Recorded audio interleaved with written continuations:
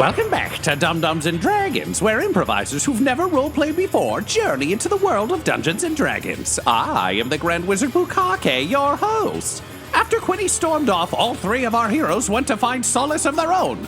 Butthole helped Krendan the werewolf find purpose. Quinny talked to his criminal friend Tryk about the difficulties of having kids. And Juniper approached Reginald to learn more about Akka. Can our heroes overcome their interpersonal challenges before the suicide mission? Find out next on Dum-Dums and Dragons. With the Feast of Saint Mudbutt rapidly approaching, time is running short for your actions, and also you still need to put together your potluck contribution and pick your karaoke songs. So Quinny, the time has come to confront Ginny before you have to go take part in this pageant. Although, I don't know, maybe there's going to be some dancing. Who can tell? So I'm not sure if Quinny will get to share his gifts or not. But you find your way to Ginny's room, and you don't hear the telltale thwack of knives. You instead hear the scratch of a pencil. Rather furiously, and you hear Ginny just be like, no, I think he has to have I think sharper cheekbones, maybe, and you hear some furious erasing and drawing, and then you hear Bucky asking if that's better. Okay. I will knock on the door. Hello? Uncle Butthole? Nope. Okay, yeah, sure, come on in. Me. Yeah, come in. Sure, come on in, As Dad. long as it's not Butthole, come in. Yeah, I'll open the door and come inside. You were confronted with a terrifying visage just jammed in your face on paper. And it looks like kind of like a goblin by way of Bob Hoskins, wearing like a little trench coat and having just like a fistful of like one handful of like necklaces and other things, another handful of like keys. And she, over this picture that has been jammed in your face, you just hear Ginny say, okay, Dad, would you believe that this guy is the god of petty theft? His name is Grufus. I'm so confused. No, I guess. God No. damn it, Bucky. And like as Bucky slowly lowers the picture, you just see like there's pictures everywhere, various forms. Sometimes he's tall and skinny, other times he's like a genie. There's just clearly been many iterations of what Grufus could look like. I'm not sure how Bucky reacts to this disappointment. Unflappable, unfazed. Flips the sketchbook over to a fresh page and begins to just ready to receive instruction. Okay. All right. Yeah. Maybe one more. Bucky. Okay, Dad. Okay. So his name is Grufus. He is the god of petty theft. What does he look like? What do you think? What does Grufus, a very real god, look like? I know you don't believe in such things, but like humor. Why does it matter? Why do you need a drawing of him? I gotta spite Uncle Butthole for something. Oh, okay. Yeah. So I would say Grufus probably looks accidental thief. You say? Yeah. Like he's doing the thieving. He's not great at it, but like you know, like when you bump into someone and you just fast pocket something. But what if he's kind of not great at that? So, but he still does it, but he's not great at it. Right. Kind of affable, I guess. Kind of just like that's good. That's good. Hey, draw affable, Bucky. Draw affable. Make him more affable. You got it. Okay. Yeah. Scribbles so away. like if you're like in a store, you know, and you put something in a smaller thing, and then you buy the larger thing, and you forgot that there was the smaller object in it, and then only once you get outside do you realize, oh no, I accidentally stole something. Like that's Grufus. You got yourself some Grufus there. So he's affable, but like what covers that? I just think of like, you know, he's just kind of like somehow I manage or something like that, right? Yeah, Just kind of like, do, here we go again. Kind of put upon, Kinda but look, also happy about it. Right? Because it's all an accident. Yeah, or like something. it's a living, and it is Yeah. because he's accidentally stealing, so that's how he makes his living. But he doesn't know. Yeah, I like it. Bucky, Yeah, do that. okay. Do that one. Draw that. You got it. Here it comes. Okay. Bucky has drawn a picture of a Dick Van Dyke, just kind of shrugging, with jewels and gold spilling out of his pockets, and he's kind of surprised at himself, but also a little bit proud. And like Ginny is just looking at this, shaking her head, and she's like, "Bucky, this is perfect. I think we found our Groofus." Oh, good, lovely. Well, rips it off and I'll leave that there with you then.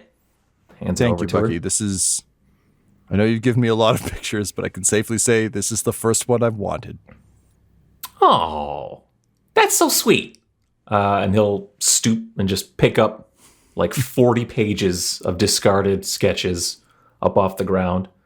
And he'll leave with just his arms full of sketches. As soon as he's out the door, she turns to you and she's like, "Don't tell anyone, but I think he's my best friend." Oh, Ginny. That's sad. Oh, look, I can't be best friends with the girl I'm crushing on. That's ridiculous because, like, that gets real complicated. So I had to pick someone else. And I don't know. He's really been there for me a lot, which is nice. Well, the robot and the psycho have a son. I mean, you don't play with little what's his name? Seamus. Look, he's lived a very different life. Like, he keeps asking where the electricity is. And I'm like, there's no wizards throwing electricity right now. And he's like, no, there are switches that'll do that. And I'm like, do you mean witches? Because he doesn't quite get it, you know? Wherever he's from is very weird and kind of dumb and bad. But also, All right, it yeah, just maybe seems like don't he hang didn't out really with see him the then. world. Well, no, like I do. Like I feel like I kind of I have to take care of him a little bit, you know, because No, you don't. You definitely don't. I mean, his dad is a robot and his other dad's a psychopath. I kind of need to keep an eye out for him, right? I guess if they already know that you hang out with him, then yeah, now you're on the hook. Yeah. I figure All he right. deserves to know there's something cooler out there than a couch that he keeps talking about missing, you know? He's led a very sheltered life, and I don't Yeah, believe sounds in like sheltered lives. All right, hey, look, I got you something. This is from Tryk. Oh, Here you go. It's a doll. That's what it is. That's what it looks like. I don't think it does anything horrifying. else. Yeah. This is from me. Here you go. can I use this to kill this demonic doll? Absolutely, you can. Yes. Great. I don't know if you cast detect magic or anything on this thing, but like, if I stab this, is someone we don't know gonna die? Honestly, I didn't ask. Cool. I'm just gonna take my chances that will happen and just put it in this drawer, I guess. Maybe I'll give it to Bucky. And says, but this knife is neat. It's impractical, but it's cool looking, and I guess you could throw it. I thought it was cool looking too. Yeah. So Yeah. I figured Yeah, you it's might cool. like that. There you go. I always appreciate when someone looks at a handle and says, not enough knives on this. I'm gonna add one more. Yeah. Hey, so I'm proud of us both for being able to dance around the subject of you knowing that there's a suicide mission, but we really do need to. Well, you're pretty good at dancing, get so I mean, into you just it kind of taught now. me how that works. So that's kind of how I'm dealing with it, you know. Just like you, there's a major issue that perhaps we could actually talk about. But why not just dance around it? You know, use those practical skills you keep giving me. Is that why you've been teaching me stuff? Like you don't really care, you don't really want to hang out. You're just gonna go fucking get killed somewhere, and you won't bring me. And what the fuck? What was this even for then? Am I supposed to just stay here and throw knives and everyone tries to hurt fucking Seamus? I mean, that's part of it. Yeah. God damn it, Dad. Yeah. This is a super dangerous mission. And I didn't want you to know about it because I didn't want you to worry. And I have done this kind of stuff before, and I'm feeling pretty okay about coming back. And in the event that I didn't, I wanted to make sure that you would be able to take care of yourself and live whatever life you wanted to live, regardless of who your dad was or how he died or any of that shit. So yeah, I had my friends teach you some other skills and things like that to broaden your horizons, that you can do whatever you want to do with your life. That being said, if one of the things you would like to do with your life is go on the suicide mission, then I absolutely forbid you from doing that. So you want me to like live my best life and it doesn't really matter, you know, who my dad was and everything. That's cool. That's just been my life. So thank you for that gift, along with your creepy fucking gross doll and this useless throwing blade thing. So I already have that. So thanks for that. That's great. That's cool. I'll pocket that. You said that you didn't want me to worry. Like, I'm always worried, but also Uncle Butthole can literally fart you back to life when he wants. So, like, that concern has kind of moved down the chain for me a little bit. And, you know, we've been having this conversation back and forth about, like, oh, like, what are your wishes and all that? And I think I've got my answer for this, Dad, which is Mom is dead and has been dead for quite some time. And I've had to kind of live with that. She died while you were gone after you ran away the first time, if you'll recall. So Mom is dead. So I get that. I'm pretty good at the dead parent thing at this point.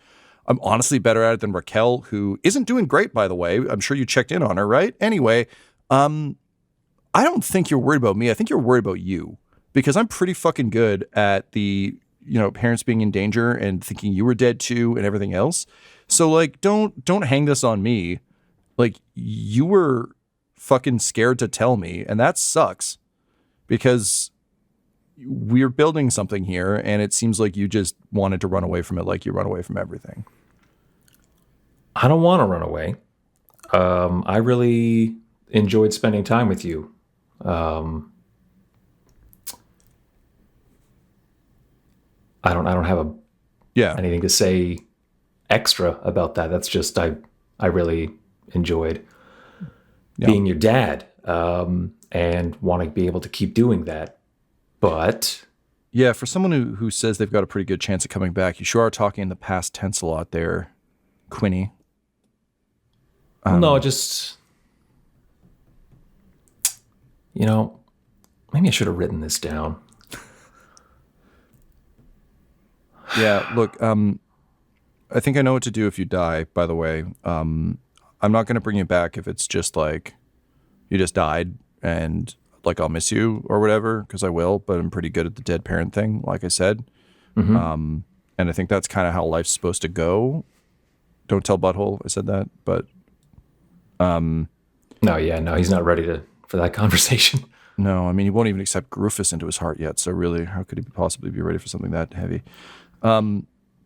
Here's the deal, though. If the world still needs you, if there's something out there that only you can solve, then I'm going to tell him to bring you back.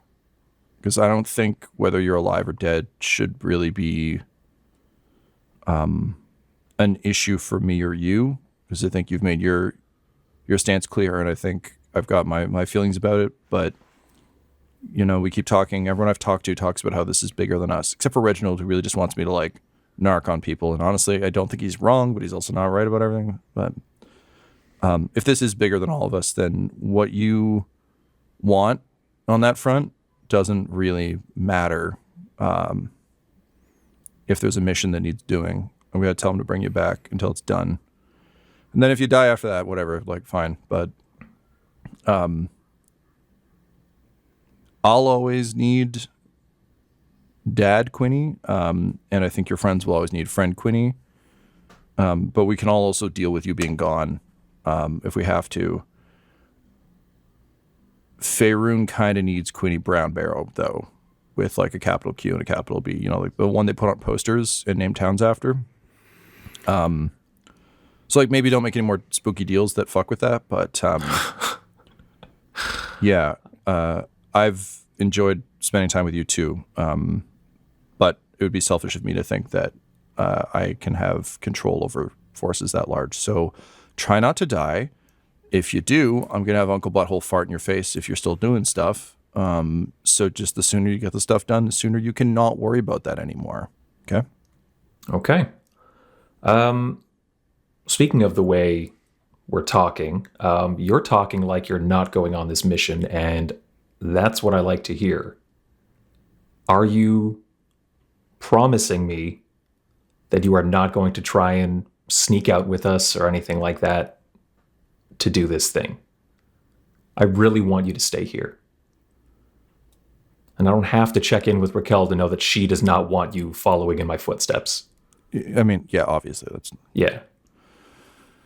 You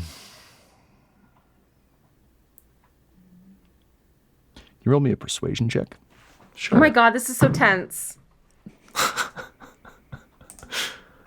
13 plus 3, 16. She kind of like looks down at this double blade you've given her, and she says, I don't know what promises you made to your parents, Dad, but I'm pretty sure they didn't include running off to go to jail and become a thief and die and then come back and become a like spooky hitman warlord thing. And then like Bucky was telling me you lived in like a weird corpse for a while. So that's all strange. Yep. Particularly with the 16. I'm not going to promise you anything because I don't know that the promise of a teenager is particularly good currency.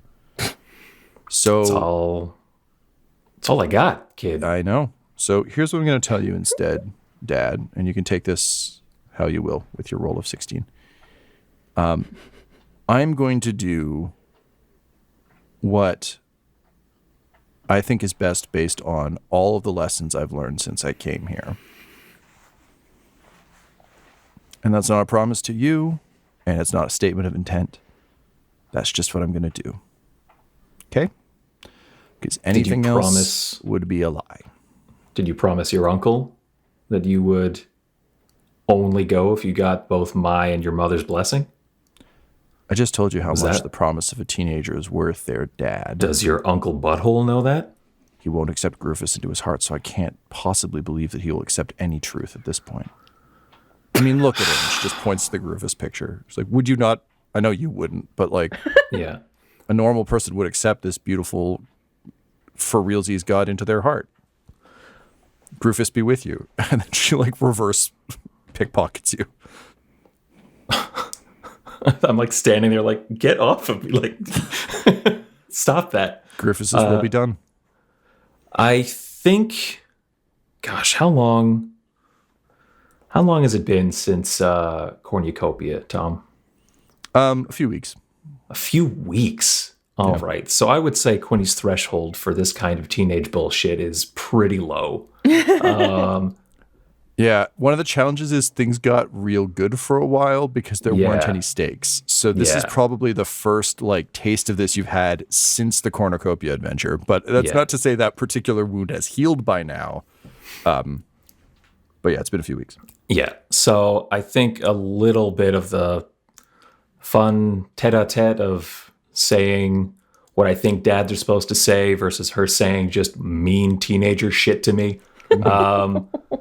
Just no longer really having it. And I say, look, Ginny, you cannot come on this mission. It will affect how everyone else does things, okay? I will have to keep an eye on you. Your uncle will have to keep an eye on you. Juniper will have to keep an eye on you. Reginald will also be there.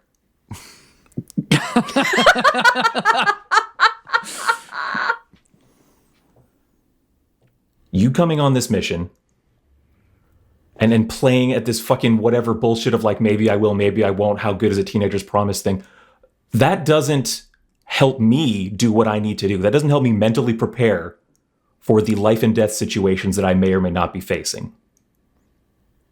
I'm coming here not for a sense of closure because I know I'm going to die.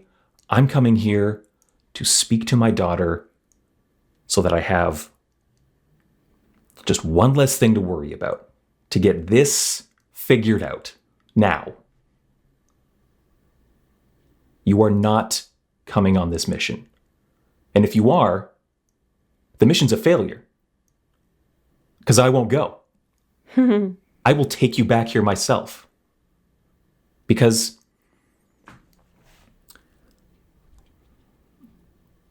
there's a pecking order, and you're pretty high up on it. So I will turn my back on certain things to make sure that you're goddamn safe. And that will have massive ramifications.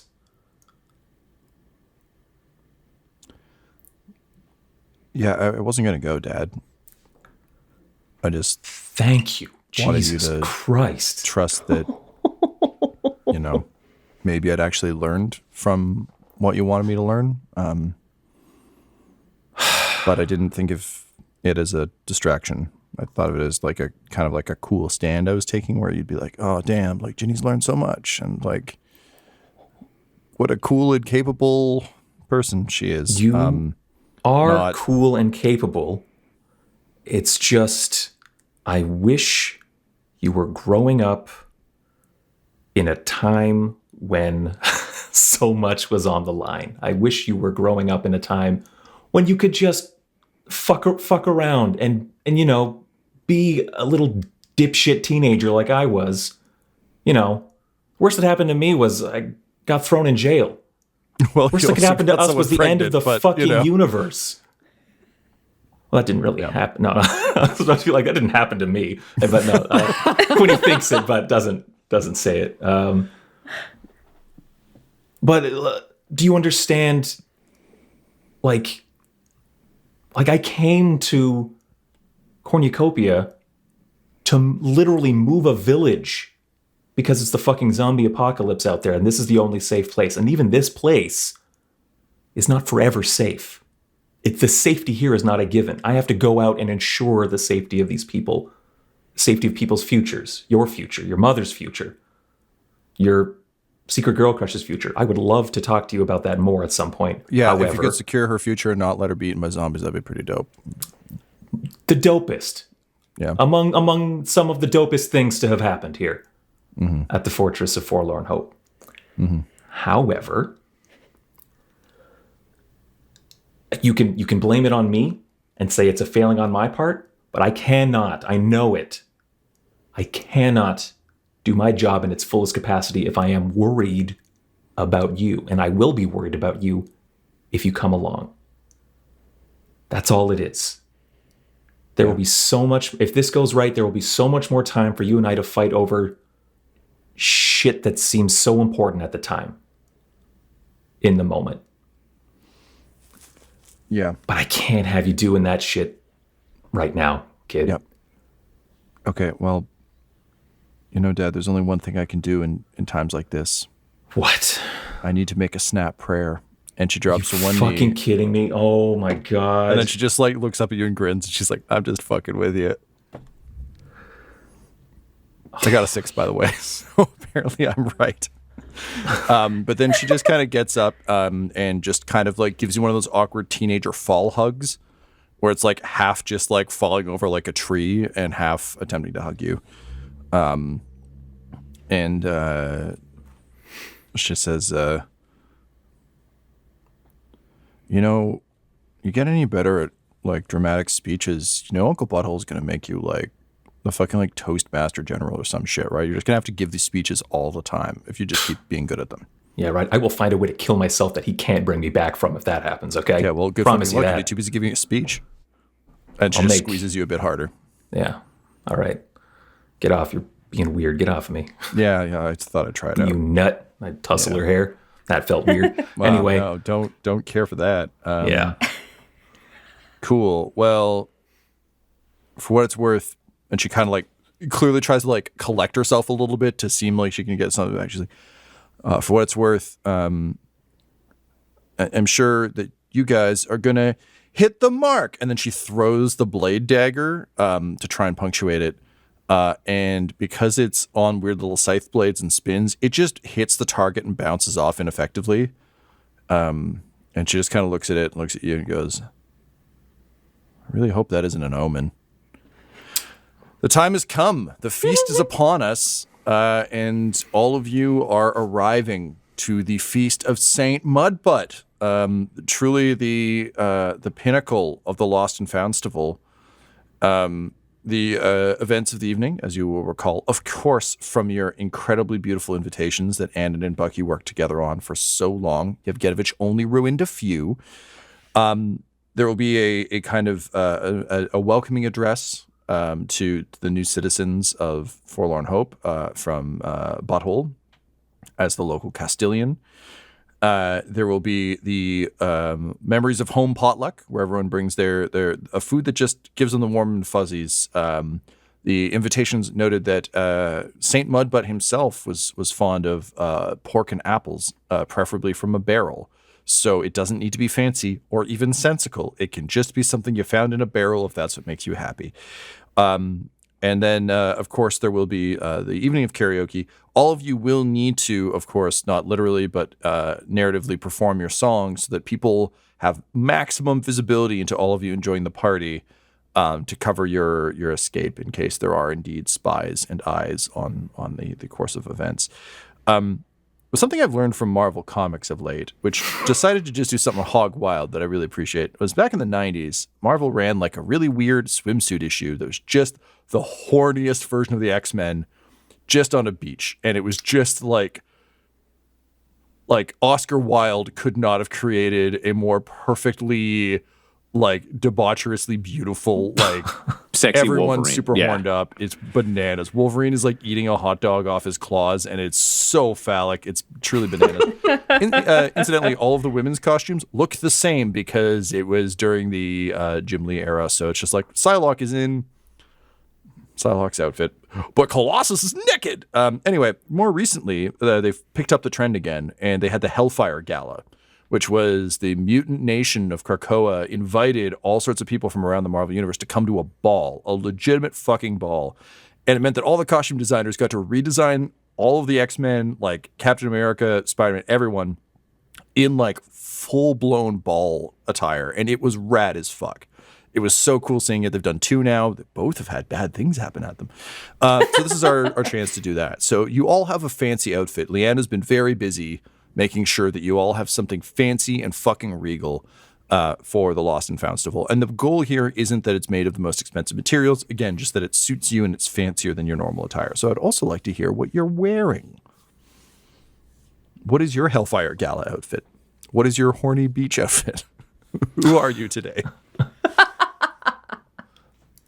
Sorry, remind me who made these? Not Anna. Leanna Line Shield. Leanna. So same lady who made Leanna, your ill-fitted cloaks. There we go. It occurs to me after my long extended X-Men metaphor, which I stand by because it's rad as hell. I could also have just said the Met Gala, so that's also a point of reference you can use, but mostly the X-Men. So what are your outfits for the Feast of Saint Mudbutt? The X-Met Gala. Yeah, the X-Med. To me, my X-Med. I think Leanne made I think because it's we're times are tough and we don't have a load of supplies. I think I have a nice cloak and hood made from bird feathers. And so kind of exemplifying the stealthy nature of how I do things, but these are a myriad of different kinds of colors of bird feathers. So not necessarily a stealthy garment by any means or anything like that. But just sort of, I think a lot of browns, a little bit of green, a lot of blues and blacks and some white and stuff like that, all arranged in a pleasing pattern with a hood would be what she Awesome. She I got love me, that. yeah. There's something I think really kind of cool. I hadn't considered this before, but this is why I like the Hellfire Gala so much. Of Quinny in white is a really strange idea, but does seem to be if you're collecting birds who would live in a snowy area, if you're just collecting fallen feathers, there would be a lot of white and gray, and it's just an interesting. Yeah, it's a very different look, but also I love that it evokes, the silence and the stealth and the ability to move without sound. And what food are you bringing? The food I wonder, is it all laid out, or does everybody walk in and like behold my dish, or is it all like placed on a It's table? basically like a big old table, and you can just like add your thing to the table. And the idea is that people come by and take as much or as little of everything as they want. People attending this festival will notice that any pies that were brought are missing a slice, and that Quinny has brought something that he called rainbow community pie, and it is just a bunch of different pie slices organized in he just brought an empty pie tray and stole slices of pie from what everyone else brought. He's been fucking busy. He didn't have time for this shit. I love it so much. He I just deep in my soul love this concept. Just went to Bucky, scrap of paper and a pencil that he had or whatever, like community rainbow pie, in parenthesis, if you have any food allergies, do not eat this, close parenthesis, and just a slice from every pie that's been brought so far laid out there on the table. That's his contribution, is community rainbow pie. Can you roll me a sleight of hand check? Oh, goodness gracious. That'll be a 27. No one notices. It's like that fucking Grinch montage of just you getting to all the pies and getting a slice out. Yeah. I was going to see if Yevgenovich noticed, because, as you know, he's not one for subtleties, and that really might have been your thing. But no, you successfully put together the world's best or worst or both pie. I mean, yeah, meat pie, like savory pies, sweet pies, it's all there in the community rainbow. Yep. I love it. Yeah. Amazing. All right. Juniper, what do you arrive in and what do you bring? So Sheriff Juniper is wearing an elegant, mossy-colored cape. Just be simple. She's got an important job to do. Save the world and then, become the head of the legal system of a nation. Yeah. Cape gang. Have you tricked out your chair at all, or is it just the cloak? Just the cloak. All right. Nice. Simple. Bold. Simple. It's no frills, Yep. And then if anyone were to walk by Juniper's offering, there would be a piece missing out of it because it is a pie. This is one thing that all of Juniper's personas seem to have a say in, because they haven't really had a chance to have any fancy food in a while, except that they all have very different tastes. So it ended up kind of being this weird tortilla with this beautiful flaky pie crust with perfectly crimped by Mrs. Paisley, a very healthy base of yams from Juniper, mushy peas for Grandpa Warwick, and then garnished with berries that look like they're bleeding from the blood Echo. of your enemies from Echo. Yeah,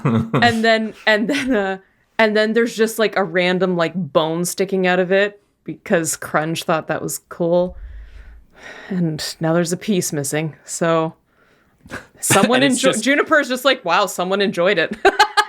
And it's just smushed into a piece of cherry pie and just some peach cobbler just to the left. Just a disgusting combo. I deeply love the idea of all of your personas having a cooking show or just working. It didn't occur to me how exhausting that would be on any recipe that wasn't a stew or something. Where it's just particularly because you took into account the dietary restrictions and what's comfortable to eat for Grandpa Warwick, and it's we gotta have mashed peas. It's oh, fine. Of course. Sure.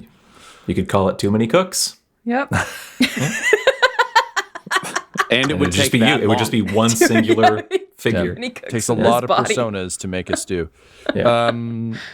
Awesome. Okay, I love that. And Butthole.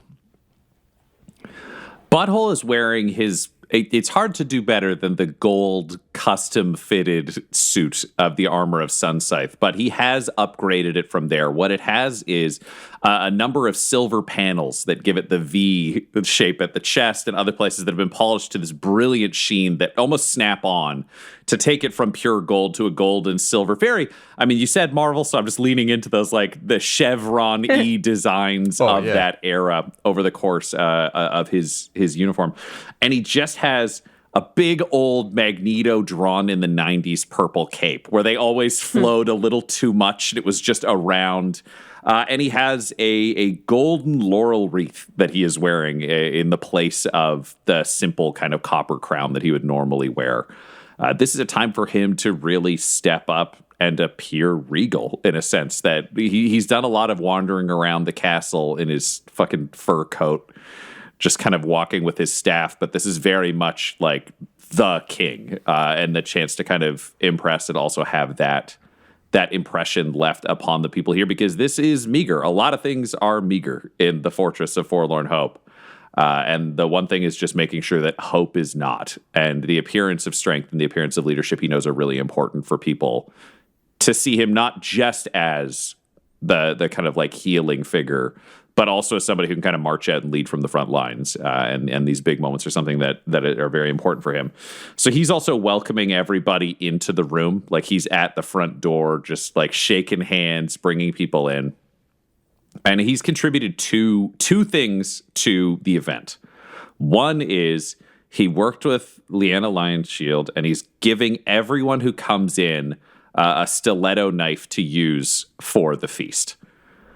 Because he came from Akka, and people are supposed to bring something that reminds them of home. And his home was a very dark place. So he can give everyone a knife that is traditionally used as a weapon. Also, it's a stiletto because it's very minimal metal and they don't have a whole lot to go around.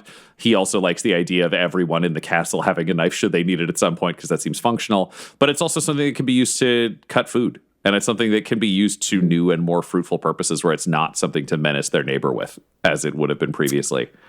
And then to symbolize his kind of like new home, which really is here and making the best of everything, he set up a slushy machine. So there's snow and various berry flavors that are being added to snow because it's something they have an abundance of. Yeah. That is not seen as something that is tremendously valuable, but with the bright fires and kind of the warmth of the hall, having a slushie there is a fun experience.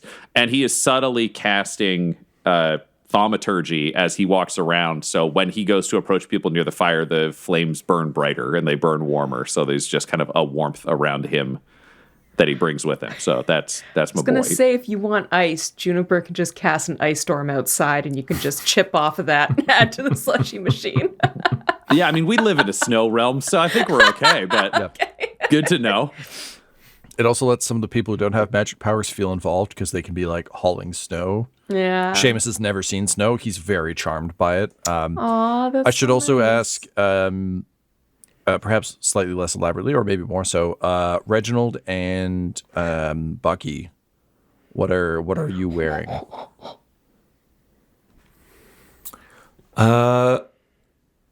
Bucky is going to wear traditional garb of his home in the mountains. And so he is covered in like ceremonial war paint and like a necklace of teeth and a loincloth. But just beaming, full of just positive energy. And he baked a loaf of bread and just brought it and sliced it. He pre-sliced bread. Aww. For anyone looking to make sandwiches out of anything else. Wholesome. Yeah. And this is going to sound like I'm piling on, but I already decided what Reginald is doing, so I'm going to go forwards with this anyways. But Reginald dressed up like he would have for a horde ceremony. So he is also wearing a loincloth and painted in war paint. He has Sting's makeup from the WCW just fully on his face. Nice. With like Ultimate Warrior arm tie-offs. And he's brought butter that he's churned that afternoon. So he's just like slathered with oil, super shredded. And that he felt so fucking weird showing up in this room because everybody's in like classy tuxedos and shit. And he just looks like a tribal monster. Yeah. That you actually see Reginald be relieved to see Bucky, someone who he does not trust in this castle because somebody else showed up looking like a fucking monster person. Yeah. And there's bread and butter now. So this is the moment Reginald decides Bucky's all right. I'm just saying right now, this is the moment where he comes around. Bucky would immediately be like, Mr. Reginald, do you worship Tiamat? Maybe. Wow. I don't think I know anyone else around here who does that. Mainly because she's a chaos dragon, but as long as you're on our side, that's okay by me. I think you need to tell me a little bit more about this new chaos thing, because that sounds pretty appealing. Everybody here's either pretty ordered or evil. I could go for a little bit of random. Oh, I mean, chaos is definitely skewed evil, I would say. Yeah, pretty heavily. Oh, tell me more, my friend. Tell me more. Okay. Just happy to... Camera slowly pans away from like the best friendship in the castle now. So gradually people filter in. Annan is in a gown, which she looks incredibly uncomfortable in, because like there are not nearly enough pockets, and she would rather be working. But you can tell there's also like a kind of quiet pride to it. Also, Leanna like really likes Annan and clearly like spent the time.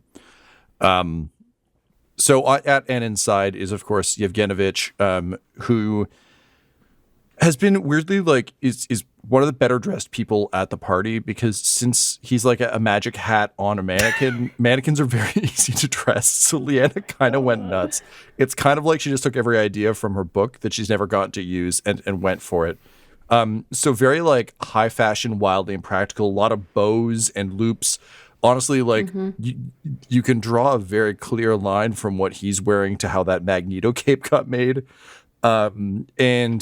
He's just kind of awkward mannequin stumbling in, and literally will not shut up about how beautiful Annan looks, which she is openly grumbling about, but is clearly very touched by. And they've got strapped to Yevgenovich. He's wearing like he's got a sweet little hat that looks like a tiny version of his dad on his head. And he's like occasionally chewing it and throwing it on the ground. And everyone's like, yeah, we would do that to Yevgenovich too. And he's like, you would? Leanna herself has shown up wearing just like a fucking like knockout, like kind of Meryl Streep in Devil Wears Prada when she has to go to an event kind of thing. It's just like, for a lady who spends most of her time working real hard, she's like, obviously I made myself something nice. Like, I have ideas. And, you know, still all made with kind of locally sourced stuff and bits and pieces. The nice thing is the Necromancer does actually have a bunch of stuff kicking around that isn't practical, but is useful for these sorts of adornments. Doc Huckleberry shows up wearing like one of those cowboy tuxedos where he's like he's constantly futzing with his bolo tie, and you can tell he's had to pack his robot shooting arms into his like little vest, so he's just really lumpy, but constantly like walking around trying to be dapper with his hat. Mog Crankshaft shows up wearing like a classic like Clooney tuxedo where he's got like the tie undone, like the bow tie.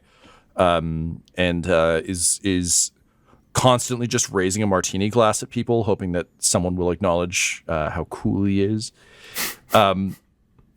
Trax and Dex are here wearing like incredibly like over the top, like almost like a Persian, like when you look at like old sort of like drawings of what like the court of Xerxes looked like. It's like a court attendant to that, like beautiful, like fine robes, pointed hat, beautiful shoes.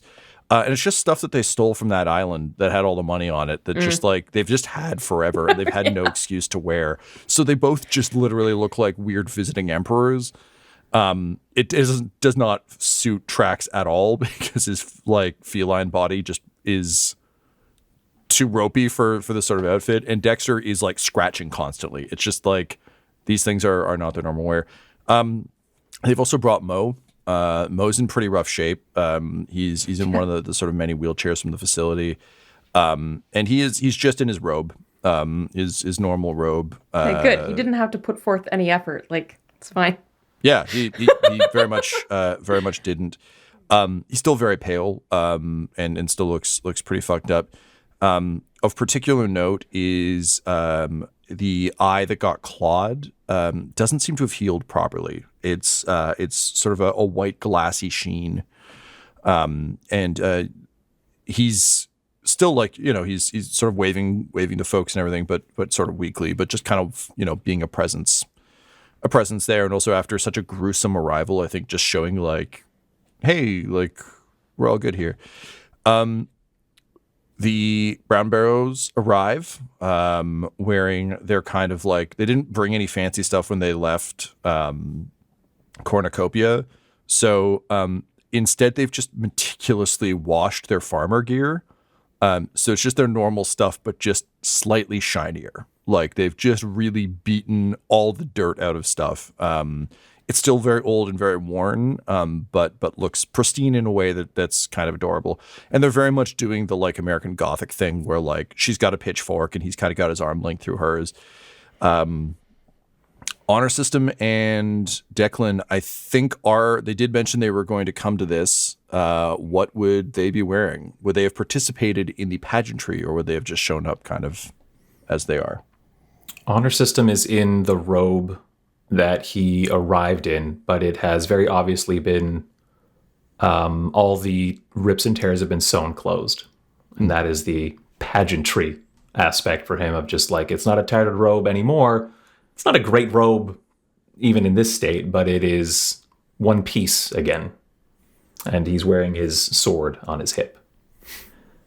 Declan is wearing a tuxedo. He has hidden his traditional bulletproof vest underneath the jacket. But what stands out for anyone looking at him is that he looks really fucking good, because his build and style is very much the kind of models they put on magazine covers. And he's just got black swooping hair, and he can't help but smolder because he is thinking of killing everyone in this room and like standing in a corner, basically like smoking a cigarette, looking hot with like a hand on a gun at his hip. And like, that's his vibe. He's not really participating, but he's wearing a tuxedo just because not doing so would make him stand out more. Great. It is the same cut and shape as mock crankshafts, because Leanna made both of them. It's just yours fits. And his seems like a prototype of yours. And it's, as soon as you walk in, it's very much like a same dress of the prom situation where he's just kind of like, oh.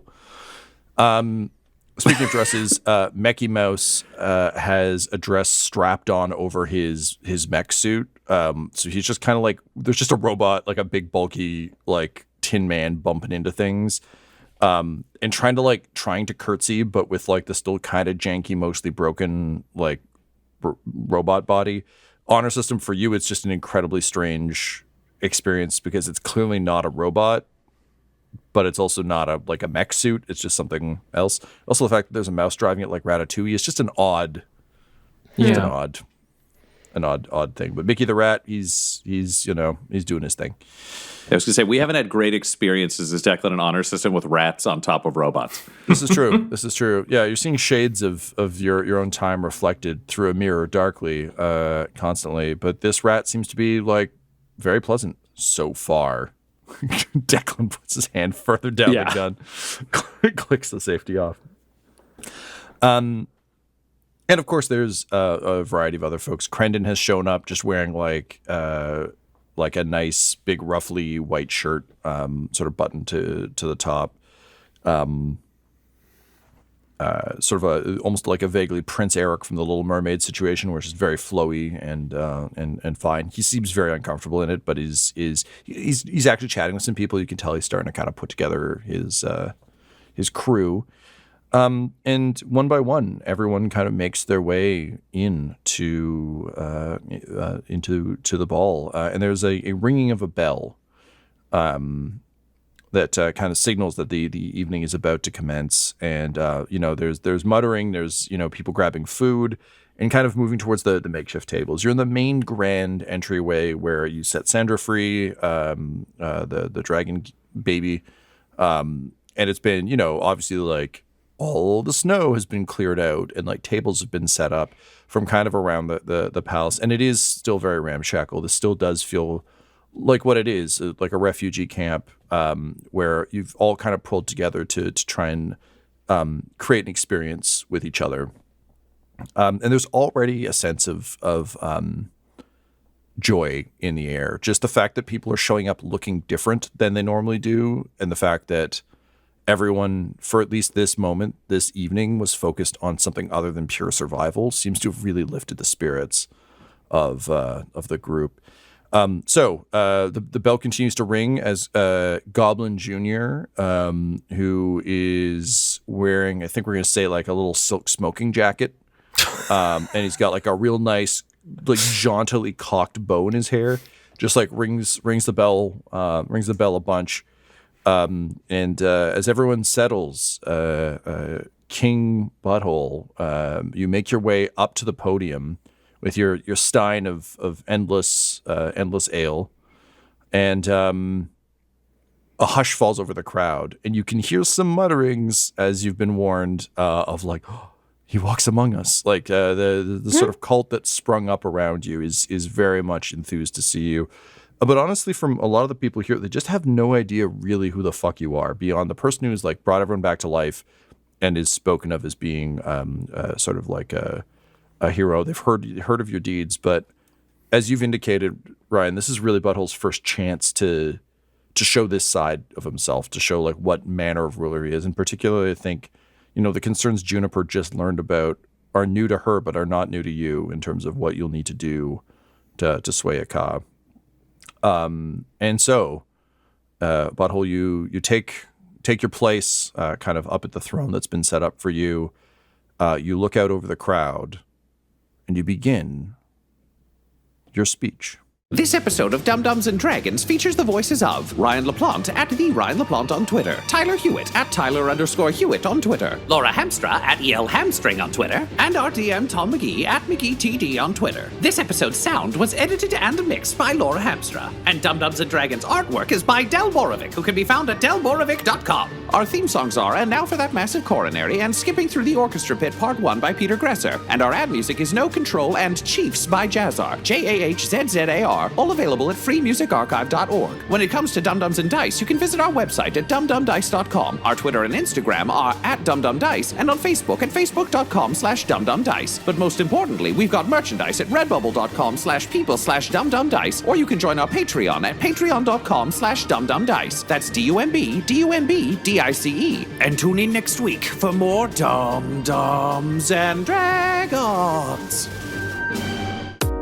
Dum-Dums and Dice has to give a special thank you to the supreme beings of our Patreon at this time. The Half-Blind Prophet, Christopher Little, Sue One, George Dolby, Richard Cranium, Gavin and Abby McDonald, Logan, Fire Unfriendly, Grandma Likes D&D, Alan, Stabby Stranger, Glitch Trick, Roman Brown, Spot Allen, Flynn1138, Alarain Okapi, OMG, it's Big Nick, D&D and Things, Norma Byers, Schrodinger's Pepper, Guy Edwards, Flea Unit, Madre de Gatos, and Jill and Noel LaPlante. If you want your name to be added to this list, you can join our Patreon too at patreon.com/dumdumdice. Thanks to them, and a little bit of thanks to you.